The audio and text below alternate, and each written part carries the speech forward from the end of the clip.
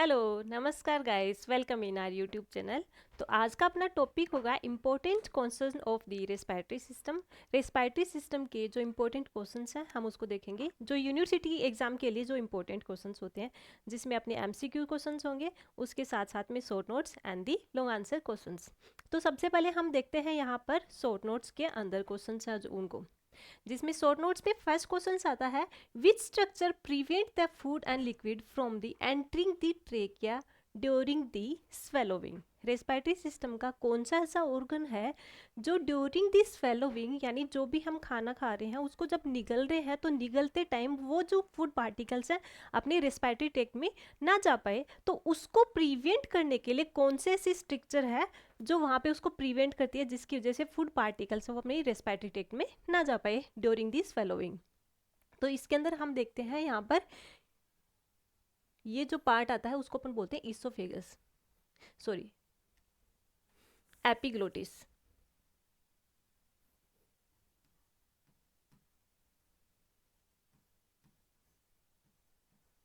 Epiglottis, epiglottis क्या होता है, जिसको अपन बोलते हैं यहाँ पर एक ही वॉल बोल सकते हैं, जो रेस्पिरेटरी ट्रैक्ट और जीआई ट्रैक्ट है दोनों को डिफ्रेंशिएट भी करता है। जो जहाँ पर ये अपनी लैरिंजोफेरिंक्स होता है वहाँ पर ये प्रेजेंट होता है, जो क्या करेगा डायरेक्टली रेस्पिरेटरी ट्रैक्ट के अंदर फूड पार्टिकल्स को जाने से प्रिवेंट करता है।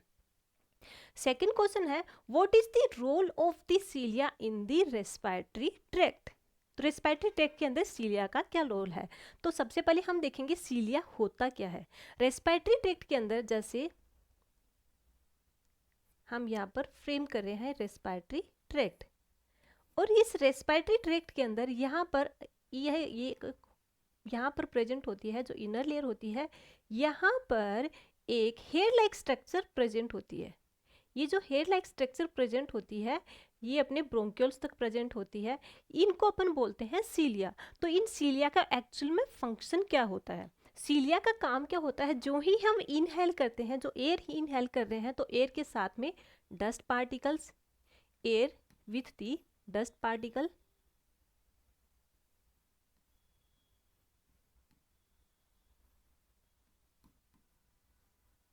एयर के साथ में डस्ट पार्टिकल्स हैं या फिर जो अलर्जेंस होते हैं वो अंदर जा रहे हैं, तो उसको क्या करेगा प्लगिंग कर लेगा और अपने रेस्पिरेटरी ट्रैक्ट में जाने से प्रिवेंट करेगा। तो हम डायरेक्टली क्या मेंशन कर सकते हैं यहाँ पर जो सीलिया है, अब इसके साथ साथ में यहाँ पर प्रेजेंट होती है म्यूकोसिलियरी ग्लैंड।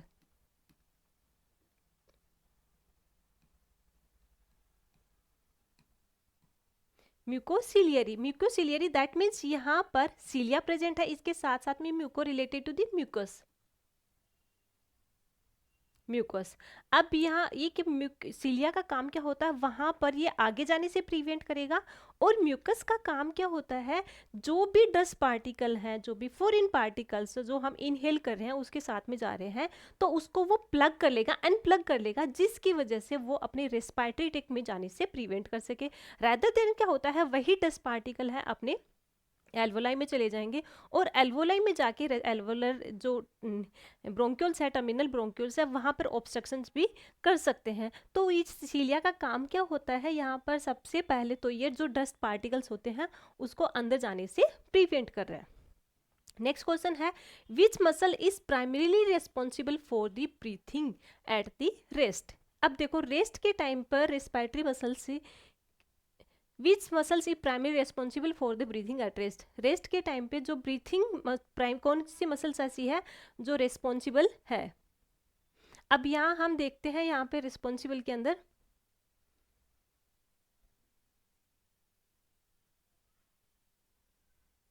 सबसे पहले तो हम यहाँ पर देखते हैं कि जो मसल्स कौन सी होती हैं, respiratory muscles.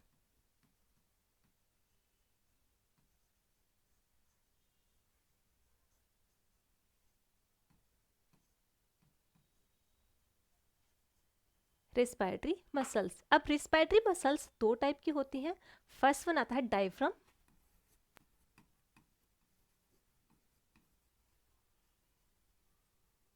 And second one आती है intercostal muscles.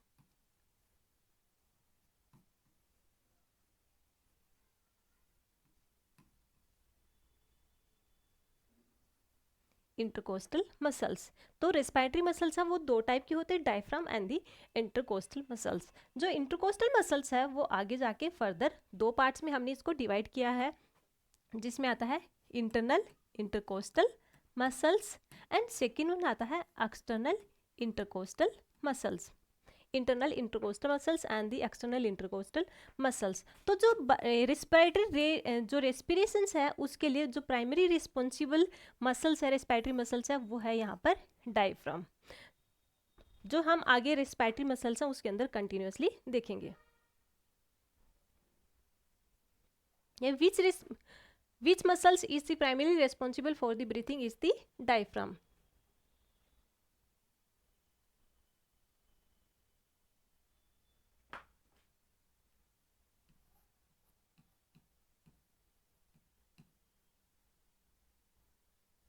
Diaphragm. Then which respiratory disorder is characterized by inflammation and narrowing of the airway?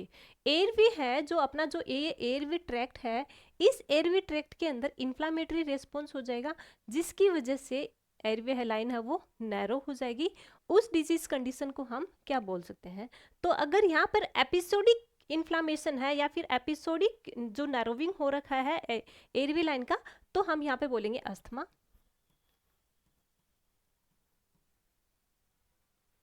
जो कि क्या है, एक एपिसोडिक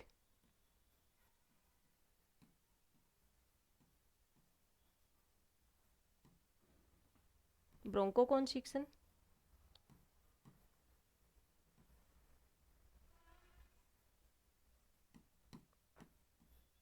ब्रोंकोकॉन्स्ट्रिक्शन, अगर एपिसोडिक ब्रोंकोकॉन्स्ट्रिक्शन होता है दैट मीन्स एक एपिसोड में होता है, उसके बाद में वो वापस रिजोल्व हो रहा है, तो उसको अपने बोलेंगे अस्थमा।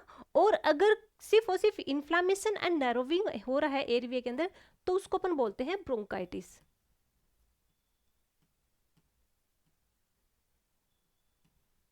bronchitis.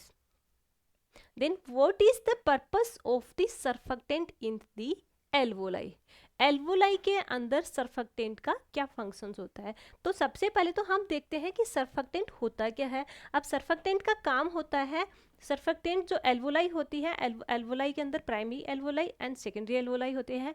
जो प्राइमरी एल्वोलाई होता है उसका काम होता है डिफ्यूजन का, और जो सेकेंडरी एल्वोलाई होता है वो सिर्फ 5% एल्वोलाई होती है और उनका काम होता है सर्फेक्टेंट को सीक्रेट करना। लेकिन ये जो सर्फेक्टेंट है इसका काम क्या होता है? जो एल्वोलाई है जैसे वो inflate and deflate, inflate deflate, during the inhalation alveoli inflate होगी एंड एक्सेलेशन के अंदर ड्यूरिंग द एक्सेलेशन एल्वोलाई है वो डिफ्लेक्ट हो रही है। तो यहाँ पर जो एल्वोलाई की इलास्टिसिटी है उसको मेंटेन करने का काम होता है यहाँ पर सर्फेक्टेंट का। तो मैन हम बोल सकते हैं यहाँ पे सर्फेक्टेंट का काम क्या होता है? To prevent the collapse of the alveoli.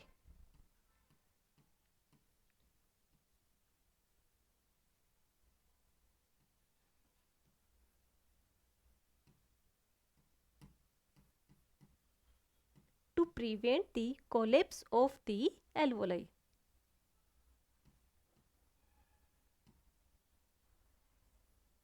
To prevent the collapse of the alveoli, ये मेन काम होता है सर्फेक्टेंट का। देन नेक्स्ट क्वेश्चन देखते हैं। नेक्स्ट है what does the process of external respiration occur? External respiration के अंदर क्या प्रोसेस हो रहा है?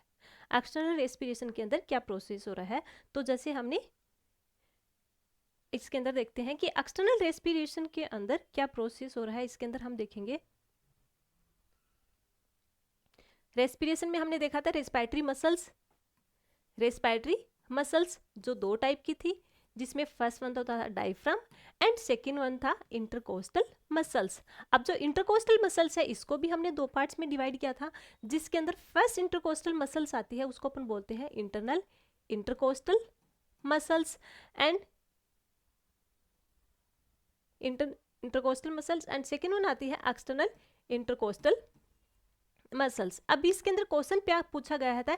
ड्यूरिंग द एक्सपायरेशन के अंदर यहाँ पर क्या काम होता है रेस्पिरेटरी मसल्स का? तो एक्सपायरेशन के अंदर जो डायफ्राम होता है वो कॉन्ट्रैक्ट हो जाएगा। जैसे डायफ्राम क्या होता है? एक डोम लाइक स्ट्रक्चर होती है, एक डोम लाइक स्ट्रक्चर होती है डायफ्राम। डायफ्राम एक डोम लाइक स्ट्रक्चर है। अब ये जो डोम लाइक स्ट्रक्चर है, अब ये क्या होता है, जैसे अपनी वर्टिबल कॉलम है, वर्टिबल कॉलम है, ये वर्टिबल कॉलम है, जैसे जिसमें स्टार्टिंग के अंदर तो आता है सर्वाइकल वर्टिब्रा होती है जो 7 होती है, उसके बाद में जो थोरेसिक वर्टिब्रा होती है वो होती है T12, नंबर में 12 होती है। तो जब ये जो एक्सपायरेशन के टाइम पे डायफ्राम है वो रिलैक्स रहेगा, रिलैक्स, डायफ्राम है एक्सपायरेशन के टाइम पे रिलैक्स रहेगा। और इसकी जो ये जो डायफ्राम है ये वर्टिबल कॉलम में यहाँ पर आ जाता है T8 तक। जो T8 है यहाँ तक डायफ्राम है वो अपसाइड के अंदर मूव करता है, एक डोम लाइक स्ट्रक्चर होती है जो रिलैक्स कंडीशन में है ये एक्सपायरेशन के टाइम पर वो रिलैक्स रहेगा। लेकिन जो ही इंस्पायरेशन होगा तो वो डाउनवर्ड के अंदर कॉन्ट्रैक्ट हो जाएगा, और डाउनवर्ड में कॉन्ट्रैक्ट होगा इंस्पायरेशन के टाइम पे, उस टाइम पर ये थोड़ा सा बिलो आ जाएगा, जिसको अपन बोलते हैं यहाँ पर T9 तक आ जाएगा, T9 तक आ जाएगा। लेकिन कब आता है, ड्यूरिंग द इंस्पायरेशन। लेकिन एक्सपायरेशन के अंदर क्या होता है, ये यहाँ पर रिलैक्स रहता है, तो डायफ्राम रिलैक्स रहेगा। वहीं पर जो इंटरनल इंटरकोस्टल मसल्स और एक्सटर्नल इंटरकोस्टल मसल्स हैं उसके अंदर भी मूवमेंट होगा, जिसके अंदर इंटरनल इंटरकोस्टल मसल्स है वो रिलैक्स रहेगी, और जो एक्सटर्नल इंटरकोस्टल मसल्स है ये कॉन्ट्रैक्ट रहेगी। एक्सटर्नल इंटरकोस्टल मसल्स है वो कॉन्ट्रैक्ट हो जाएगी, जिसकी वजह से सॉरी जो इंटरनल इंटरकोस्टल मसल्स है ये कॉन्ट्रैक्ट होगी, सॉरी ड्यूरिंग द एक्सपायरेशन जो इंटरनल इंटरकोस्टल मसल्स है ये कॉन्ट्रैक्ट हो जाएगी,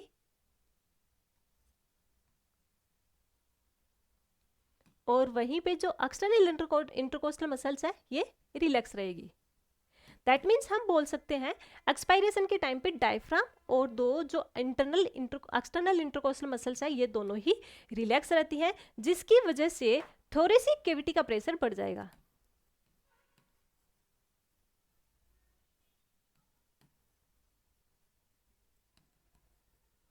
थोरेसिक कैविटी प्रेशर इंक्रीज हो जाएगा, और जो ही थोरेसिक कैविटी का प्रेशर इंक्रीज होगा वहां से जो गैसेस हैं एल्वोलाई से वो एयरवे ट्रैक्ट के थ्रू बाहर की साइड में एक्सपेल आउट हो जाएगी या फिर एक्सपायरेशन हो जाएंगी।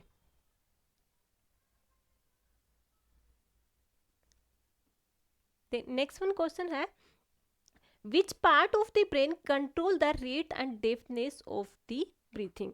जो ब्रीथिंग है उसकी रेट एंड डेप्थ है उसको कौन सा ऐसा पार्ट है जो कंट्रोल कर रहा है, अपनी ब्रेन का कौन सा ऐसा पार्ट है जो कंट्रोल कर रहा है rate and depth of the breathing. अब इसके अंदर हम देखते हैं जैसे respiratory control centre,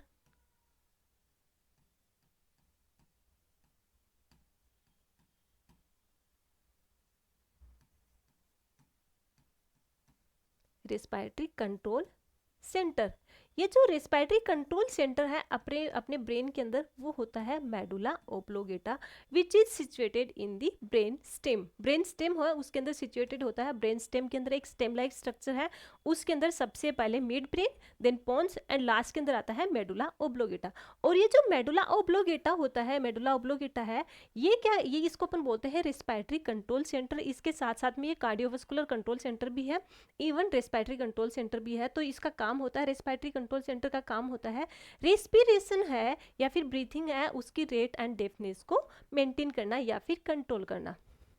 next question है, what is the term for the volume of inspired air और expired air with each normal breath at the rest. मतलब जो हम इंस्पायरेशन और एक्सपायर कर रहे हैं air, amount of the air जिसको हम इंस्पायर भी कर रहे हैं और एक्सपायरेट भी कर रहे हैं रेस्ट पीरियड में ईच ब्रीथिंग के अंदर, उस वॉल्यूम को हम क्या बोलते हैं, तो उस वॉल्यूम को हम बोलते हैं टाइडल वॉल्यूम।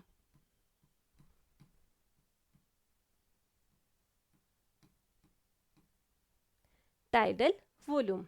नेक्स्ट आता है, what is the role of intercostal muscles during the inhalation. Inhalation के अंदर इंटरकोस्टल मसल्स का काम क्या होता है। जो अगर इनहेल कर रहे हैं तो उस कंडीशंस के अंदर जो इंटरकोस्टल मसल्स हैं वो कॉन्ट्रैक्ट हो जाएंगी। जिसकी वजह से थोरेसिक कैविटी है उसका प्रेशर कम होगा। अगर थोरेसिक कैविटी का प्रेशर कम हो रहा है, अब ये क्या करेंगी, outward and downward, outwards and the downward,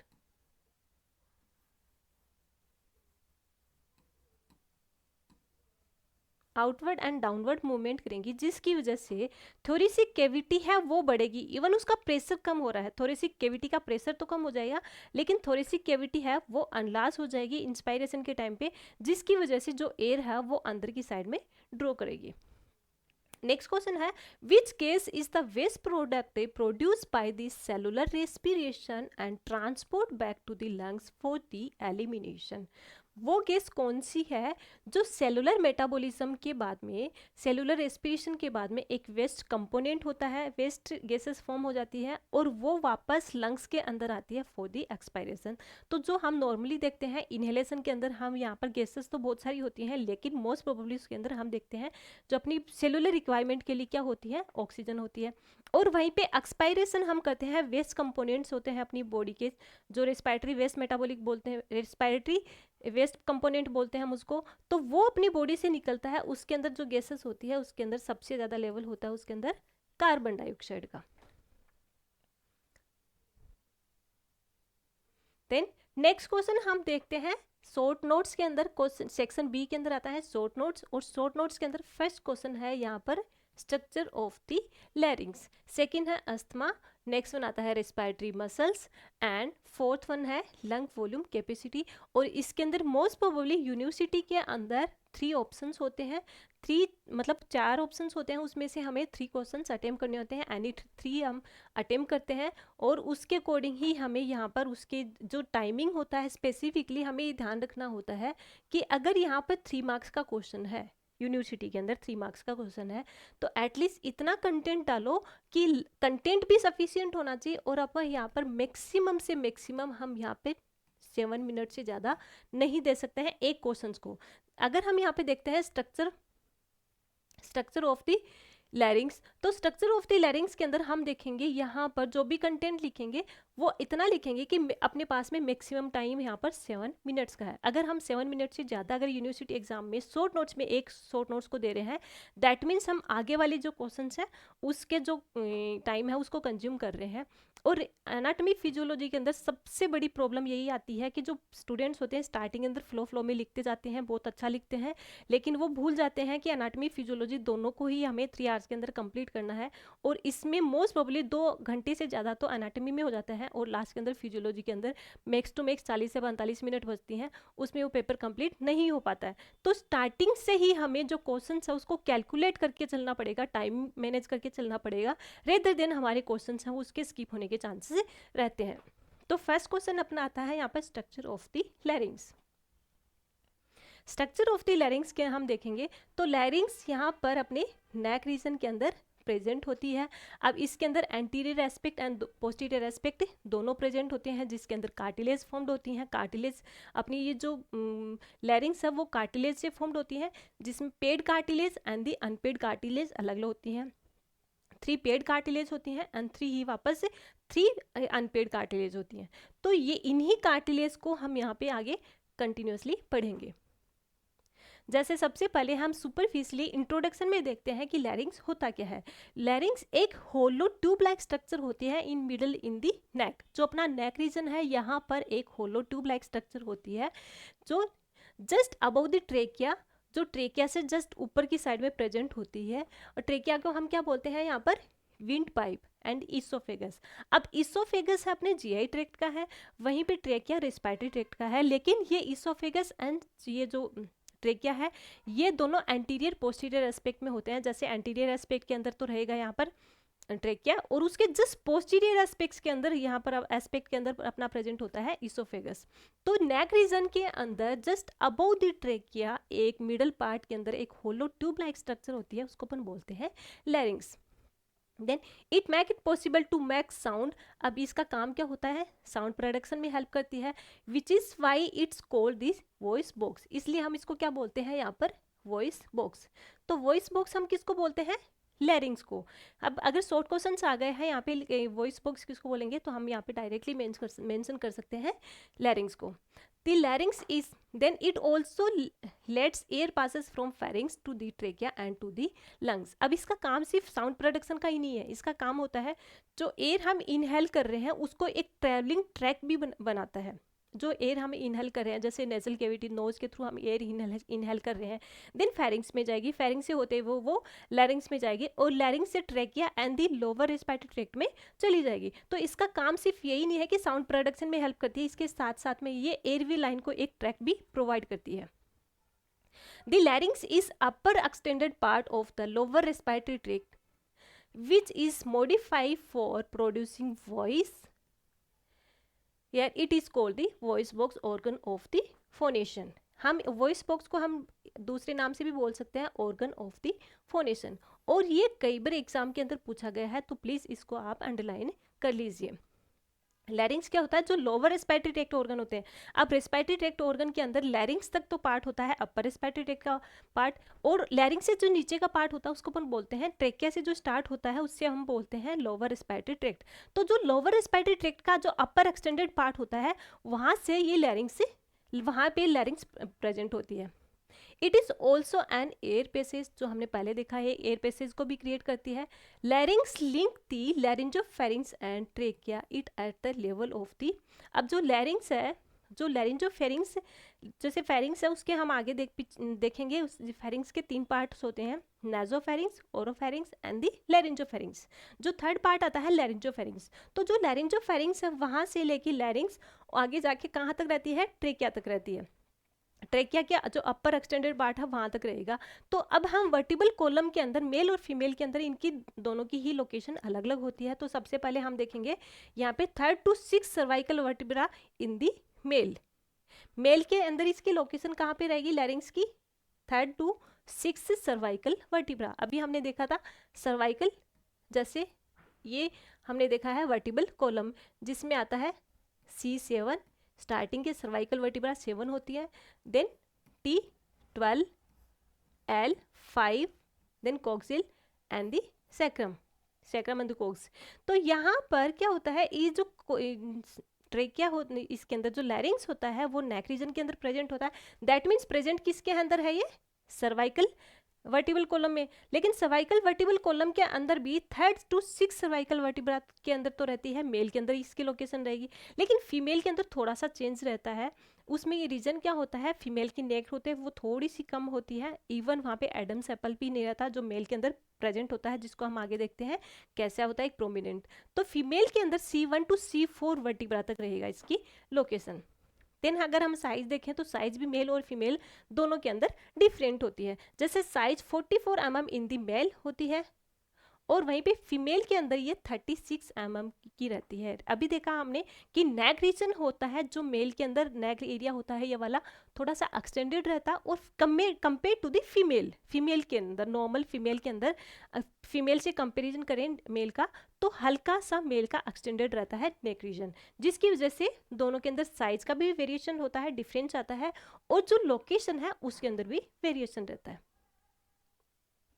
अब हम देखते हैं जो लैरिंग्स है वो कार्टिलेज से फॉर्म्ड होती है, लेकिन इसके अंदर कौन कौन सी कार्टिलेज होती हैं, कहाँ कहाँ सिचुएटेड होती हैं। तो हम यहाँ पर देखते हैं जो कार्टिलेज होती हैं वो 2 तरह की कार्टिलेज होती है। फर्स्ट वन आती है अनपेड, दैट मीन्स वो सिंगल कार्टिलेज होती है, एंड सेकेंड वन आती है पेड, दैट मीन्स वो 2 मतलब 1 पेयर के अंदर होती हैं, दोनों साइड के अंदर प्रेजेंट होती हैं। तो जो अनपेड कार्टिलेज है जिसमें फर्स्ट वन आती है थायराइड कार्टिलेज। अब ये थायराइड कार्टिलेज सबसे बड़ी कार्टिलेज होती है, और ये क्या करती है एंटीरियर एस्पेक्ट के अंदर तो कंप्लीटली दिख रही है, जैसे ये अपना वाला एंटीरियर एस्पेक्ट है, यहाँ पर तो ये कंप्लीटली है। ये 2 पैलेट होती है वो आपस में आके एक जो बीच के अंदर मिडिल पॉइंट होते हैं वहाँ पे आके फ्यूज हो जाती हैं और प्रोमिनेंट फॉर्म करती हैं, और मेल के अंदर प्रोमिनेंट फॉर्म यही कर रही है एडम्स एप्पल को फॉर्म करने का काम। और जो पोस्टीरियर एस्पेक्ट होता है उसके अंदर ये पीछे की साइड में 2 फॉर्म करती हैं, एक तो इंफीरियर कॉन्च, एक आता है सुपीरियर कॉन्च। जो इंफीरियर कॉन्च है ये वाली जो कार्टिलेज इसको अपन बोलते हैं क्रिकोइड कार्टिलेज, इसके साथ में जुड़ जाती है। ये वाला है इसको अपन बोलते हैं inferior conch.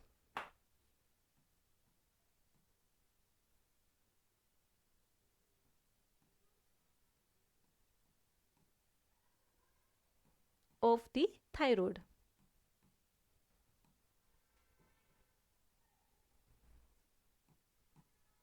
Inferior cons of the thyroid, और ये वाला अपर वाला पार्ट है इसको अपन बोलते हैं posterior, sorry superior.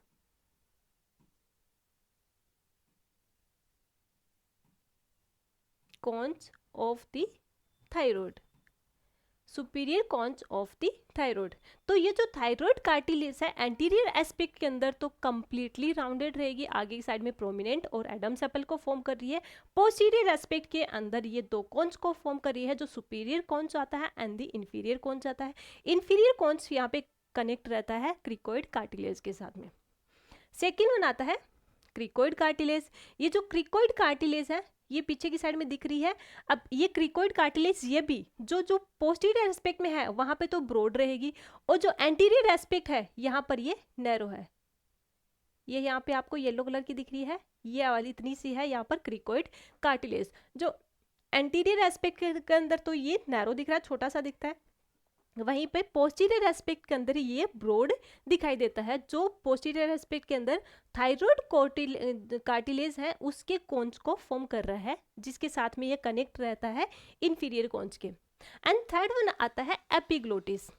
Epiglottis part, ये वाला एपिग्लोटिस पार्ट है, ये यहाँ पे दिख रहा है, ये एक एपिग्लोटिस पार्ट है, और ये यहाँ पर एक स्टाल्क के साथ में जुड़ा रहता है anterior aspect of the thyroid cartilage. जो जहाँ पे थायराइड कार्टिलेज होता है वहाँ पर ये आगे की साइड में एक स्टाल्क होता है, जिसको अपन बोलते हैं यहाँ पर एपिग्लोटिस स्टाल्क, उसके साथ में जुड़ा रहता है, ये है एपिग्लोटिस। देन नेक्स्ट वन हम देखते हैं पेड कार्टिलेज। अब ये जो पेड कार्टिलेज है वो हमें पोस्टीरियर सरफेस के अंदर दिखाई नहीं देती, वो हमें सिर्फ और सिर्फ जो पेड कार्टिलेज है वो एंटीरियर सरफेस के अंदर बिल्कुल भी दिखाई नहीं देती हैं, वो सिर्फ और सिर्फ पोस्टीरियर जो एस्पेक्ट है उसके अंदर ही हमें दिखाई देती है। तो पोस्टीरियर कार्टिलेज में फर्स्ट वन आती है एटिनोइड कार्टिलेज। एरिटोनोइड कार्टिलेज है, इसको हम देखते हैं जैसे क्रिकोइड कार्टिलेज है, ये वाली क्रिकोइड कार्टिलेज है, इसके ऊपर जो यहाँ पर ये प्रेजेंट है ब्लू कलर की एक प्रेजेंट है, यहाँ पर कॉन शेप्ड प्रेजेंट है, इसको अपने बोलते हैं एरिटोनोइड कार्टिलेज। उसके बाद में आता है कार्निकुलेट कार्टिलेज। कार्निकुलेट कार्टिलेज कौन सी है? जो एरिटोनोइड कार्टिलेज के ऊपर की साइड में, एरिटोनोइड कार्टिलेज के ऊपर की साइड में यहाँ पर प्रेजेंट होती है, ये वाली जो प्रेजेंट है यहाँ पर दोनों साइड के अंदर, इसको अपन बोलते हैं कॉर्निकुलेट कार्टिलेज। एरिटोनोइड कार्टिलेज के जस्ट ऊपर की साइड में प्रेजेंट उसको अपन बोलते हैं corniculate cartilage. And third one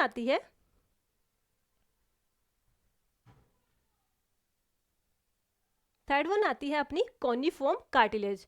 जो क्यूनिफॉर्म कार्टिलेज है वो एक रफ एज की तरह होती है दोनों साइड के अंदर, किसके ऊपर? जस्ट अबव दी कॉर्निकुलेट कार्टिलेज। जो कॉर्निकुलेट कार्टिलेज है इसके साइड में ऊपर होती है एक रीज लाइक स्ट्रक्चर होती है दोनों साइड के अंदर, इसको अपने बोलते हैं क्यूनिफॉर्म कार्टिलेज।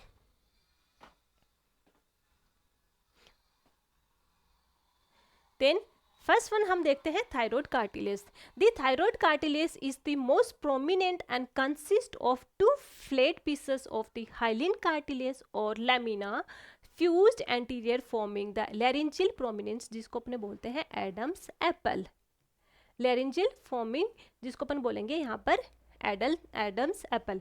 अब जो थायराइड कार्टिलेज हमें दिख रहा है इसके अंदर, थायराइड कार्टिलेज हमें दिख रहा है यहाँ पर इसके अंदर कि ये यहाँ पे एंटीरियर एस्पेक्ट के अंदर हम देख रहे हैं, तो यहाँ पे दो प्लेट नाम जो फ्लैट पीसेस होते हैं वो आपस में आगे फ्यूज होके आगे की साइड में यहाँ पर ये फॉर्म कर रही है, थायराइड कार्टिलेज है, ये आगे की साइड में फॉर्म कर रही है लैरिंजियल प्रोमिनेंस, और ये लैरिंजियल प्रोमिनेंस है इसी को अपन बोलते हैं एडम्स एप्पल।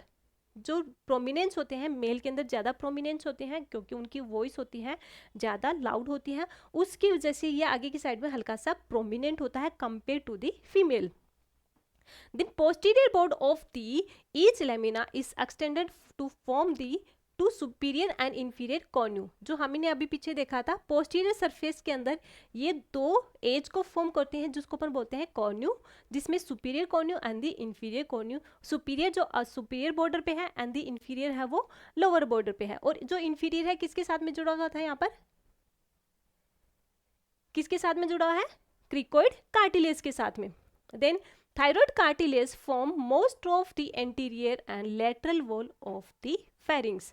जो फेरिंग्स है ऑफ द फेरिंग्स और लैरिंग्स, यहाँ पर sorry of the larynx.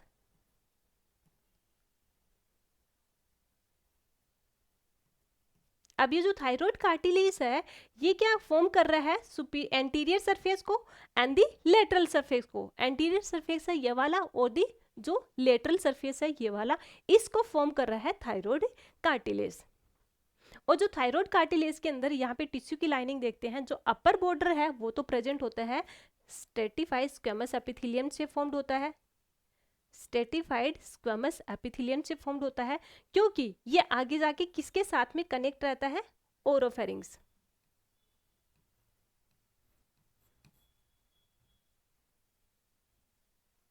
Oropharynx और ओरोफेरिंग्स स्ट्रेटिफाइड स्क्वेमस एपिथेलियम की लाइनिंग है उसको कंटिन्यू कर रही है, लाइन कर रही है।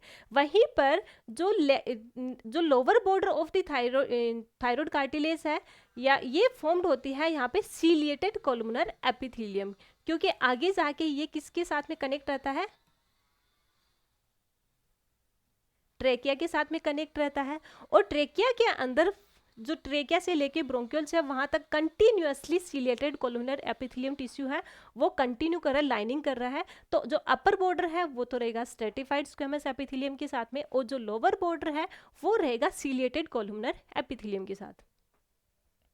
देन सेकेंड कार्टिलेज हम देखते हैं क्रिकोइड कार्टिलेज। क्रिकोइड कार्टिलेज में हमने देखा था एंटीरियर एस्पेक्ट के अंदर तो ये थोड़ा सा दिखाई देता है क्योंकि एंटीरियर एस्पेक्ट के अंदर सिर्फ और सिर्फ थायराइड कार्टिलेज है वही दिखाई देता है। एक हल्का सा नैरो पार्ट दिखाई देता है क्रिकोइड कार्टिलेज का। तो हम पोस्टीरियर पार्ट है उसके अंदर यहाँ पे दिखाई देता है ब्रॉड, ये वाला जो येलो कलर का है ये वाला है क्रिकोइड कार्टिलेज, ये वाला पार्ट है क्रिकोइड कार्टिलेज। अब क्रिकोइड कार्टिलेज है इसके यहाँ से क्या प्रेजेंट है, किससे जुड़ा होता है ये, जिसको अपन बोलते हैं इंफीरियर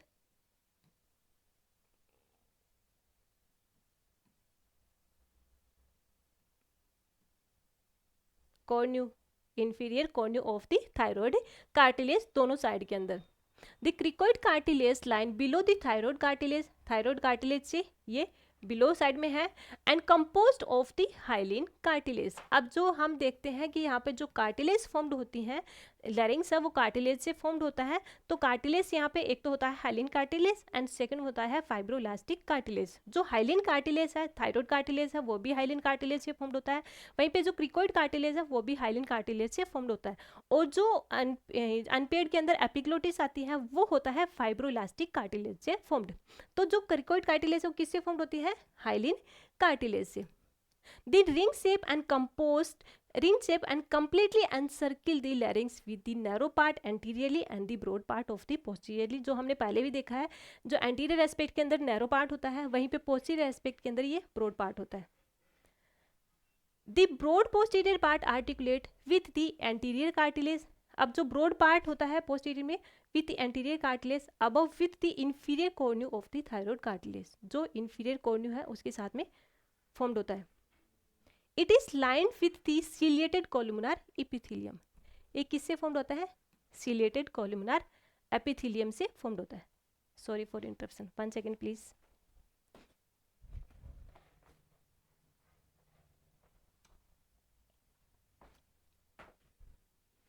ओके देन ये किससे फॉर्म्ड होता है, सीलिएटेड कोलुमनर एपिथेलियम से। Then the lower border of the cricoid cartilage marked at end of the upper respiratory tract. अब यहाँ पे जो lower border of the cricoid cartilage, यहाँ से अपर रेस्पिरेटरी ट्रैक्ट है इसका लोअर पार्ट है वो कंप्लीट, सॉरी अपर रेस्पिरेटरी ट्रैक्ट है वो कंप्लीट हो जाएगा और यहाँ से स्टार्ट होता है ट्रेकिया के साथ में जुड़ जाता है। और ट्रेकिया आता है लोअर पार्ट है रेस्पिरेटरी ऑर्गन का, उसका फर्स्ट पार्ट होता है एक्सटेंडेड पार्ट होता है। एंड थर्ड वन आती है epiglottis. Epiglottis is a leaf shaped fibroelastic cartilage. ये है एपिग्लोटिस, एक लीफ लाइक स्ट्रक्चर है, it is a leaf like structure जो किससे फॉर्म्ड होता है, फाइब्रो कार्टिलेज से, फाइब्रोइलास्टिक कार्टिलेज से फॉर्म्ड होता है। Then the epiglottis attach on a flexible stalk of cartilage to the inner surface of the anterior wall of the thyroid cartilage। हमने पहले भी देखा था कि ये कहाँ पे प्रेजेंट होता है, जो inner surface of the thyroid cartilage है, एंटीरियर थायराइड कार्टिलेज है, वहाँ से एक स्टाल्क, फ्लेक्सिबल स्टाल्क होता है, उसके साथ में जुड़ा रहता है epiglottis. Then epiglottis is a small leaf-shaped pieces of elastic cartilage that protect the larynx। अब क्या करता है ये, larynx को protect करता है and help with the swallowing। swallowing में help करता है। It made up of the elastic cartilage which is also known as the yellow cartilage। Yellow लैरिंग्स के अंदर कहीं पर भी क्वेश्चन पूछा जाता है येलो कार्टिलेज कौन सी होती है, तो हम इसको बोल सकते हैं एपिग्लोटिस को। और एपिग्लोटिस का काम क्या होता है, ड्यूरिंग द स्वेलोविंग जो फूड पार्टिकल्स हैं उसको वो रेस्पिरेटरी ट्रैक्ट में जाने से प्रिवेंट करता है। It rise obliquely upward behind the tongue and the body of the hyoid bone. अब ये क्या होता है, इट राइज ऑब्लिकली अपवर्ड, या obliquely upward behind the tongue, tongue के पीछे की साइड में ऑब्लिकली अपवर्ड होती है, and the body of the hyoid bone, and जो हाइट बोन है उसकी बॉडी हो उसके साथ साथ में भी ये प्रेजेंट होती है। टंग और body of the height bone है उसके ये ऑब्लिकली अपर पार्ट के अंदर प्रेजेंट होती है। Then epiglottis covered with the stratified squamous epithelium, क्योंकि अभी हमने पढ़ा था जो थायराइड कार्टिलेज है जिसका अपर बॉर्डर है वो तो प्रेजेंट किसके साथ में जुड़ा, किससे फॉर्म्ड होता है, स्ट्रेटिफाइड स्क्वेमस एपिथेलियम, और जो लोअर पार्ट होता है वो प्रेजेंट होता है स्क्वेमस सिलिएटेड स्क्वेमस एपिथेलियम से। तो अपर पार्ट है, ये अपर पार्ट वाला पार्ट है थायराइड का, इससे जस्ट ऊपर की साइड में ही यहाँ पर एपिग्लोटिस प्रेजेंट होती है, तो इसकी लाइनिंग किससे होती है, स्ट्रेटिफाइड स्क्वेमस एपिथेलियल से। देन हम देखते हैं पेयर्ड कार्टिलेज। अब पेयर कार्टिलेज में भी 3 आती हैं, जिसमें फर्स्ट वन आता है एरिटनोइड कार्टिलेज। अब एरिटनोइड कार्टिलेज कहाँ पे प्रेजेंट होती है, just above the cricoid cartilage. ये जो अनपेयर्ड कार्टिलेज है क्रिकोइड कार्टिलेज, ये वाली दिख रही है, इसके जस्ट अप साइड के अंदर ये वाली जो प्रेजेंट है, ये वाली जो कार्टिलेज प्रेजेंट है, इसको अपने बोलते हैं एरिटनोइड कार्टिलेज, जो हमने पहले भी देखा है, पहले वाले डायग्राम में हमने देखा है। The arytenoid cartilage are one paired roughly pyramid, एक पिरामिड शेप, रफली पिरामिड शेप के होते हैं, हाइलिन कार्टिलेज से फॉर्म्ड होते हैं, और कहाँ पे सिचुएटेड होती है, on the top of the posterior board part of the cricoid cartilage. जो लैरिंग्स का पोस्टीरियर पार्ट है उसके अंदर जो क्रिकोइड कार्टिलेज है, यहाँ पे ये क्रिकोइड कार्टिलेज है, इसके अपर बॉर्डर पे प्रेजेंट होती है। देन सेकेंड वन आती है कार्निकुलेट कार्टिलेज। अब जो कार्निकुलेट कार्टिलेज है, जो कार्निकुलेट कार्टिलेज है ये प्रेजेंट होती है, ये कार्निकुलेट कार्टिलेज है ये प्रेजेंट होती है एरिटनोइड कार्टिलेज के जस्ट अपर साइड में, यहाँ पर दोनों साइड के अंदर ये वाली प्रेजेंट होते हैं यहाँ पर, इसको अपन बोलते हैं corniculate cartilage. Corniculate cartilage are small paired cartilage structure located apex of the each arytenoid cartilage. अब ये जो इसका पार्ट है, अपेक्स पार्ट है ऊपर वाला, एरिटनोइड कार्टिलेज का अपेक्स पार्ट है, इसके ऊपर ये प्रेजेंट होती है, छोटी छोटी सी प्रेजेंट होती है। देन इसकी शेप कैसी होती है, कौन shape cartilage and the yellowish colour, और इसका कलर कैसा होता है, येलो कलर का कलर होता है, और ये कौन शेप की होती है। एंड थर्ड वन आते हैं क्यूनिफॉर्म कार्टिलेज। क्यूनिफॉर्म कार्टिलेज क्या है, एक स्मॉल वेज शेप्ड कार्टिलेज है,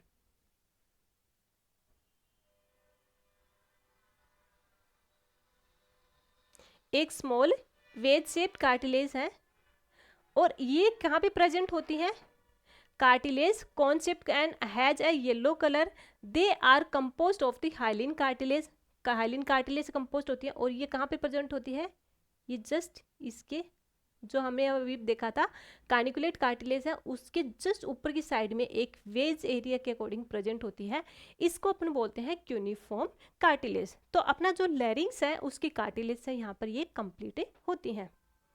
देन सेकंड क्वेश्चन इसके अंदर आता है अस्थमा। अब अस्थमा क्या होता है, यहाँ पर जैसे हम देखते हैं सबसे पहले जो एयरवे लाइन है,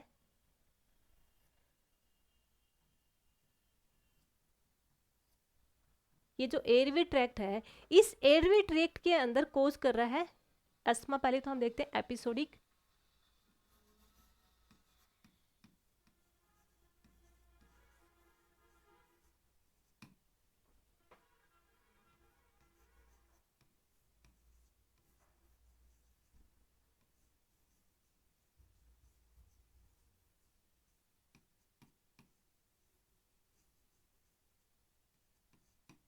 episodic bronchoconstriction, inflammation,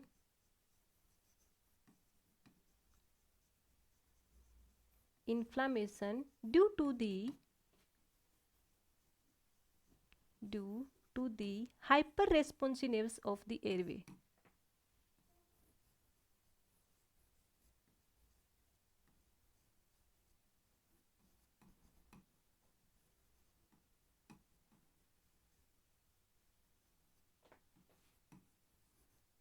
Of the airway.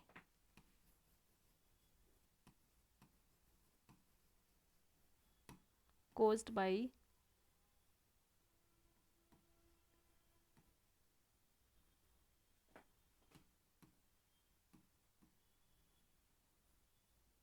Triggers. अब ट्रिगर्स क्या हो सकते हैं यहाँ पर? एलर्जेंस भी हो सकते हैं, डस्ट पार्टिकल्स भी हो सकते हैं,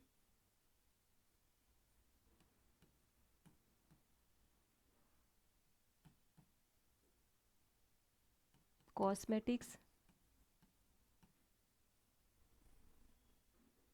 कॉस्मेटिक्स भी हो सकते हैं, इसके अलावा पॉल्यूशन भी हो सकते हैं, पॉल्यूशन भी हो सकता है. दैट मीन्स ये क्या करेंगे, एयरवे लाइन को ट्रिगर करेंगे और एयरवे लाइन क्या हो जाएगा यहाँ पर, हाइपर रिस्पॉन्सिवनेस. अगर हाइपर रिस्पॉन्सिवनेस हो जाएगा तो यहाँ पर इन्फ्लामेटरी रिस्पॉन्स होगा, और अगर इन्फ्लामेटरी रिस्पॉन्स हो रहा है तो यहाँ पर कोज कर रहा है स्वेलिंग. स्वेलिंग को कोज करेगा, जो ब्रोंकियल स्वेलिंग है इसको ये कोज करेगा. अगर ब्रोंकियल स्वेलिंग को कोज कर रहा है तो रीजन क्या होता है, जैसे यहाँ पर सीलिया प्रेजेंट होती है, सीलिया प्रेजेंट होती है यहाँ पर एयरवे लाइन के अंदर की साइड में, ये सीलिया प्रेजेंट होती है. इसके साथ साथ में ये तो क्या करेंगे, यहाँ पे इसको रोकेंगे और उसके साथ साथ में ही म्यूकस होगा. म्यूकस का हाइपर सिक्रेशन होगा, जिसको अपन बोलते हैं hyper secretion of the mucus. Mucus का ज़्यादा सिक्रेशन होगा, इसके साथ साथ में ब्रोंकस सब वो कॉन्स्ट्रिक्ट हो जाएंगे, और अगर ब्रोंकस कॉन्स्ट्रिक्ट हो जाएंगी एयरवे लाइन नैरो हो जाएगा, जिसकी वजह से ये कोज कर रहा है. सिम्टम्स के अंदर आएंगे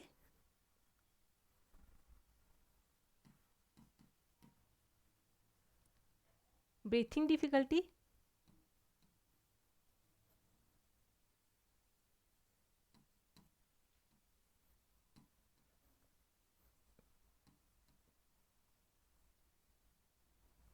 ब्रीथिंग डिफिकल्टी. सेकेंड वन आता है कफिंग, कफिंग मतलब पर्सन को खांसी आना स्टार्ट हो जाएगी जल्दी जल्दी. स्नीजिंग, स्नीजिंग पर्सन को स्नीज भी होना स्टार्ट हो जाएंगे, मतलब छींकें आने स्टार्ट हो जाएंगी. इसके साथ साथ में chest tightness,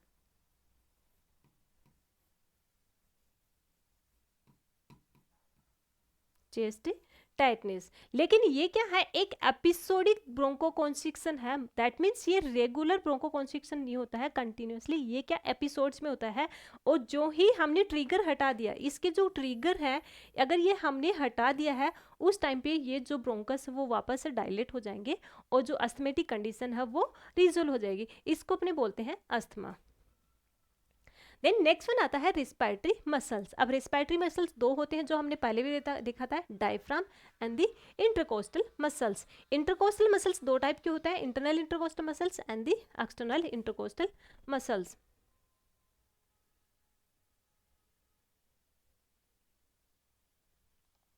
internal intercostal muscles and the external intercostal muscles. अब जो मसल्स ऑफ द ब्रीथिंग के अंदर expansion and relaxation of the chest during breathing process अगर as a result of the muscular activity, जिसमें आता है voluntary activity and the involuntary activity. Voluntary activity and the involuntary activity, जिसमें expansion and relaxation, जैसे जो ही हम inhale कर रहे हैं उस कंडीशंस में थोरेसिक कैविटी है वो अनलार्ज होती है.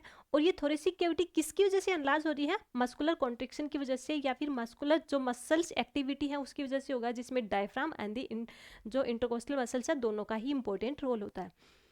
जिसके अंदर प्राइमरी जो रेस्पिरेटरी मसल्स है जिसको अपन बोलते हैं diaphragm. Diaphragm is a primary respiratory muscles.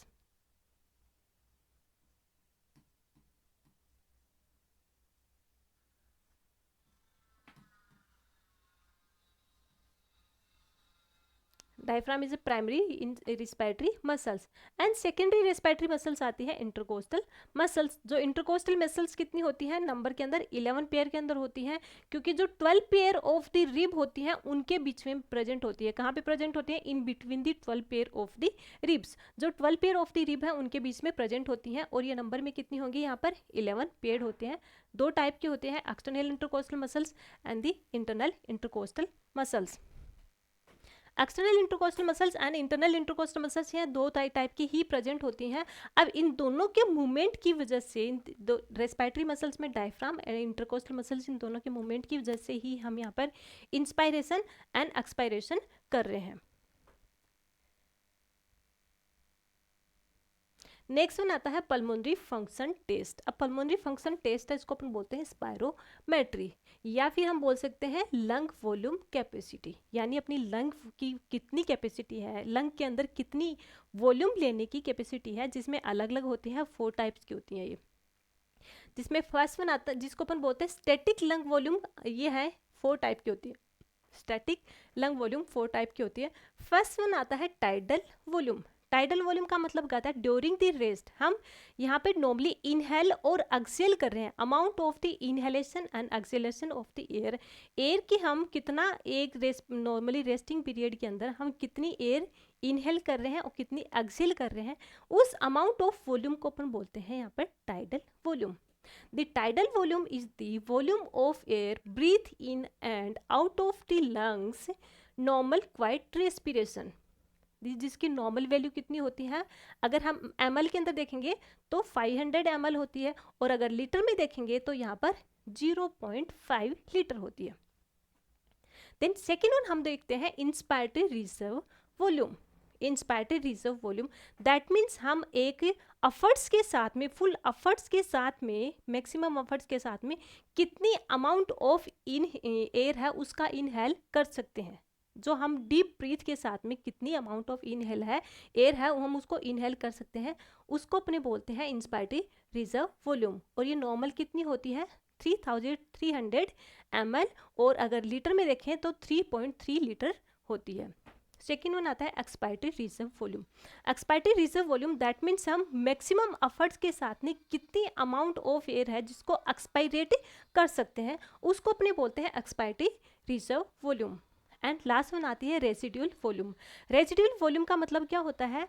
यानी एक्सपायरेशन के बाद में, ऐसा नहीं है कि अपने यहाँ जब एक्सपायरेट करते हैं तो अपने लंग्स के अंदर जितनी एयर है वो सारी की सारी एक्सपेल आउट हो जाती है, ऐसा नहीं है। कुछ अमाउंट ऑफ द एयर है वो लंग्स के अंदर भी रहती है आफ्टर द एक्सपायरेशन। एक्सपायरेशन के बाद में भी लंग्स के अंदर amount of the air present होती है, उसको अपन बोलते हैं रेसिडुअल वॉल्यूम। और जो नॉर्मल कितनी होती है यहाँ पे 1200 ml एंड 1.2 लीटर के अंदर प्रेजेंट होती है। देन हम नेक्स्ट वन देखते हैं लंग कैपेसिटी के अंदर। लंग स्टैटिक लंग कैपेसिटी क्या होती है? जिसके अंदर combination of the more than 2 और मोर लंग वॉल्यूम। यानी हम लंग कैपेसिटीज के अंदर देखेंगे स्टैटिक लंग कैपेसिटी वो होती है जिसके अंदर हम यहाँ पर जो लंग वॉल्यूम कैपेसिटी देखी थी उसके अंदर 2 या 2 से ज़्यादा का एक कॉम्बिनेशन होता है, उसको अपन बोलते हैं यहाँ पे लंग कैपेसिटीज या फिर स्टैटिक लंग कैपेसिटीज। अब इसमें फर्स्ट वन आती है इंस्पायरेटरी कैपेसिटीज। Inspiratory capacity. अब इंस्पायरेटरी कैपेसिटी का मतलब क्या होता है? पहले से ही जैसे फर्स्ट वन इसके अंदर आता है tidal volume. Tidal volume that means हम नॉर्मल कितनी एयर है उसको इंस्पायरेशन और एक्सपायरेट कर रहे हैं, उसको अपन बोलते हैं टाइडल वॉल्यूम, जो नॉर्मली होती है अपनी 500 ml। इसके साथ साथ में inspiratory reserve volume, amount of the air हम जो मैक्सिमम एफर्ट्स के साथ में कितनी ले पा रहे हैं, उन दोनों के कॉम्बिनेशन को हम बोलते हैं रेस्पिरेटरी के इंस्पायरेटरी कैपेसिटी, जो लगभग होती है अपनी 3800 ml या फिर 3800 ml। सेकेंड वन आते हैं वाइटल कैपेसिटीज। अब इसके अंदर वाइटल कैपेसिटीज के अंदर हम यहाँ पर 3 वॉल्यूम को साथ में जोड़ते हैं। फर्स्ट वन आती है इंस्पायरेटरी रिजर्व वॉल्यूम जो कितनी होती है 3300। सेकेंड वन आती है टाइडल वॉल्यूम जो होती है यहाँ पर 500 ml एंड थर्ड वन होती है एक्सपायरेटरी रिजर्व वॉल्यूम जो होती है अपनी 1000 ml 1000 ml होती है। इन तीनों की टोटल अमाउंट ऑफ एयर है या वॉल्यूम है उसको अपन बोलते हैं vital capacity. Inspiratory reserve volume, expiratory reserve volume and the tidal volume. इस अमाउंट ऑफ एयर को अपने क्या बोलते हैं यहाँ पर, वाइटल कैपेसिटी। इन तीनों के कॉम्बिनेशन को हम बोलेंगे vital capacity. And next one आता है functional residual capacity. Functional residual capacity, अब इसके अंदर दो ही प्रेजेंट होती है। फर्स्ट वन आता है expiratory reserve volume, expiratory reserve volume जो अपनी कितनी रहती है 1000 ml रहती है। वहीं पे सेकेंड वन आती है रेजिडुअल वॉल्यूम। रेजिडुअल वॉल्यूम कितनी है अपनी 1200 ml है। इन दोनों के कॉम्बिनेशन को अपने बोलते हैं यहाँ पे फंक्शनल रेजिडुअल कैपेसिटी, जो अपनी होती है 2200 ml या फिर 2200। एंड लास्ट वन आता है total lung capacity. Total lung capacity के अंदर हम यहाँ पे चारों तरह की जो वॉल्यूम ऑफ एयर है उसको हम कंबाइन कर देंगे, उसको अपन बोलते हैं टोटल लंग वॉल्यूम कैपेसिटी, जिसमें first one inspiratory reserve volume, tidal volume, expiratory reserve volume and the residual volume. इसको अपने बोलेंगे टोटल लंग कैपेसिटी, जो कितनी होती है यहाँ पर 6 लीटर के लगभग, या फिर हम वो बोल सकते हैं इसको 6000 ml के लगभग। तो ये है अपनी in total lung capacity. And question number, अब यहाँ पर हम देखेंगे सेक्शन सी के अंदर आता है लॉन्ग आंसर। अब लॉन्ग आंसर क्वेश्चंस के अंदर हम क्या देखेंगे कि क्वेश्चन किस तरह के क्वेश्चंस होता है, उसके अंदर क्वेश्चंस के अंदर अलग अलग पार्ट्स होते हैं और उन अलग अलग पार्ट्स को हम कैसे कंटिन्यू कर सकते हैं। जैसे फर्स्ट क्वेश्चन है define respiration and right in detail about the respiratory process and the type of the respiration. अब देखो इस क्वेश्चंस के अंदर हमें देखो डिफाइन रेस्पिरेशन, तो ये क्या है, ये इसकी स्ट्रक्चर है या फंक्शन। रेस्पिरेशन एक स्ट्रक्चर है या फिर फंक्शन है, दैट मीन्स हम इसको देख सकते हैं फंक्शन। और फंक्शन का हमें कैसे पता चलेगा, किसी भी तरह का कोई प्रोसेस होता है उसको अपन बोलते हैं फंक्शन। कोई भी प्रोसेस है, क्योंकि रेस्पिरेशन एक प्रोसेस होती है इसलिए हम इसको बोलते हैं फंक्शन। एंड आगे क्या है रेस्पिरेटरी प्रोसेस, दैट मीन्स ये रेस्पिरेटरी प्रोसेस है, कैसे इनहेल होती है कैसे वो एक्सहेल होती है, इसको अपन बोलते हैं respiratory process. And types of the respiration, respiration के कितने टाइप्स होते हैं। तो इन तीनों ही, ये तीनों क्वेश्चंस के अंदर ही क्या अलग अलग क्वेश्चन पूछा। जैसे इसके अंदर सबसे पहले पूछ लिया रेस्पिरेशन क्या है, उसके बाद में पूछ लिया रेस्पिरेटरी प्रोसेस क्या होता है, एंड लास्ट के अंदर पूछ लिया इसके अंदर टाइप्स ऑफ द रेस्पिरेशन। तो इस एक क्वेश्चन के अंदर 3 कंटेंट इसके अंदर पूछे गए हैं, तो तीनों कंटेंट को हमें सीक्वेंस वाइज करना है। तो अब हम देखते हैं कि इसके अंदर लगभग फंक्शन एंड प्रोसेस पूछा गया है, दैट मीन्स ये क्वेश्चन है फिजियोलॉजी का।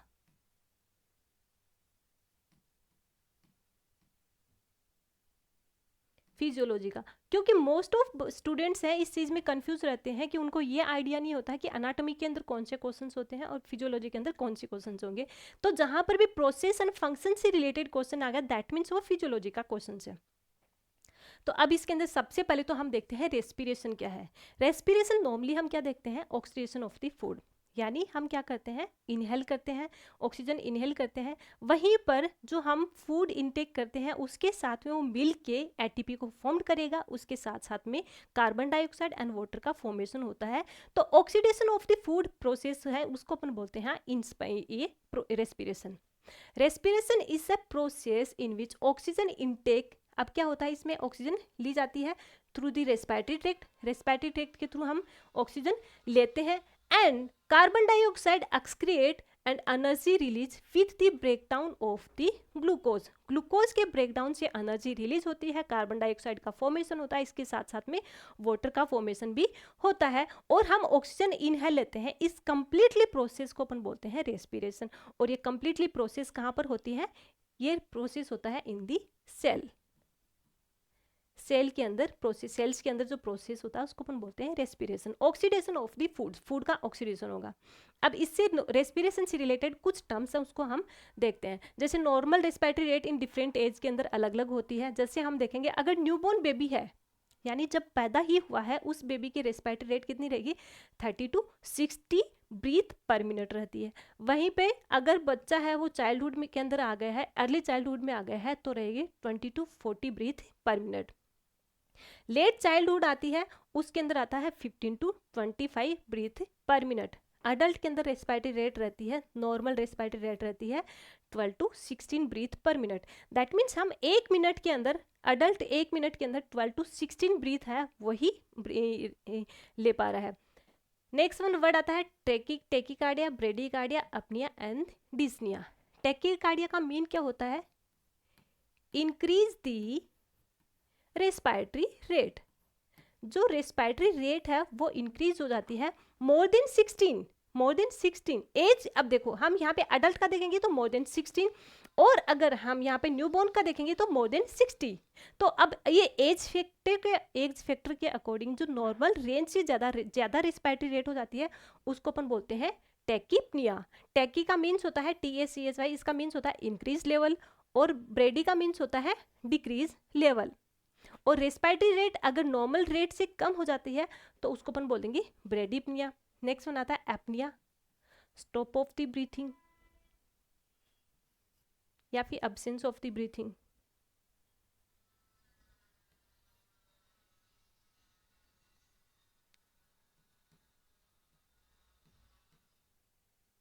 absence of breathing is the apnea। And next one आता है डिस्निया। डिस्निया मतलब डिफिकल्ट ब्रीथिंग, पर्सन ब्रीथ कर पा रहा है लेकिन वो प्रॉपरली नहीं ले पा रहा है क्योंकि रेस्पिरेटरी ट्रैक्ट है उसके अंदर ऑब्स्ट्रक्शन आ गया है, या फिर जैसे हमने अभी अस्थमा देखा जिसके अंदर एयरवे लाइन है वो नैरो हो जाती है,